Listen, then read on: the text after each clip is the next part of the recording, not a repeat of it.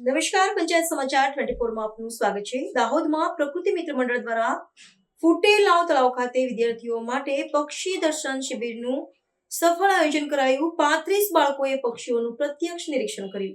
દાહોદ સ્થિત પ્રકૃતિ મિત્ર મંડળ દ્વારા સંચાલિત સ્ટુડન્ટ નેચર ક્લબના ઉપક્રમે તાજેતરમાં વિદ્યાર્થીઓ માટે એક વિશેષ પક્ષી દર્શન બર્ડ વોચિંગ શિબિરનું આયોજન કરવામાં આવ્યું હતું.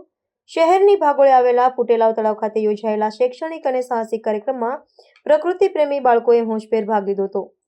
આ શિબિરનો મુખ્ય ઉદ્દેશ્ય નવી પેઢીમાં પર્યાવરણ પ્રત્યે જાગૃતિ કેળવવાનો અને તેમને કુદરતી સંપદાથી પરિચિત કરાવવાનો હતો. આ કાર્યક્રમના સંયોજક ગુંજનભાઈ દેસાઈ, શ્રીમતી પંક્તિબેન દેસાઈ અને મોહમ્મદી બારિયાવાલાના નેતૃત્વ હેઠળ પ્રકૃતિ ભવનથી આ અભિયાનનો પ્રારંભ થયો હતો, જેમાં 20 કિશોરો અને 15 કિશોરીઓ મળી કુલ 35 વિદ્યાર્થીઓ જોડાયા હતા. મંડળની બર્ડિંગ શાખાના તજજ્ઞ સભ્ય શ્રી અજય દેસાઈ અને અન્ય માર્ગદર્શકોએ બાળકોને શિયાળામાં આવતા વિદેશી યાયાવર પક્ષીઓ તથા સ્થાનિક પક્ષીઓ વિશેની જીવસૃષ્ટિની રોચક માહિતી આપી હતી, જેનાથી વિદ્યાર્થીઓના જ્ઞાનમાં નોંધપાત્ર વધારો થયો હતો.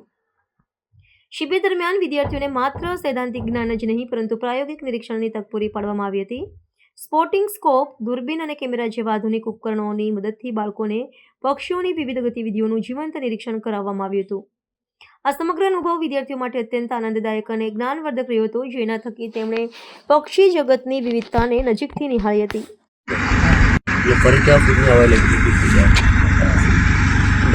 કેટલું માઇગ્રેટ કરીને આવે છે. અમુક બર્ડ્સ તો 5000, 6000, 10,000 કિલોમીટર્સનું માઇગ્રેટ કરીને આવે છે.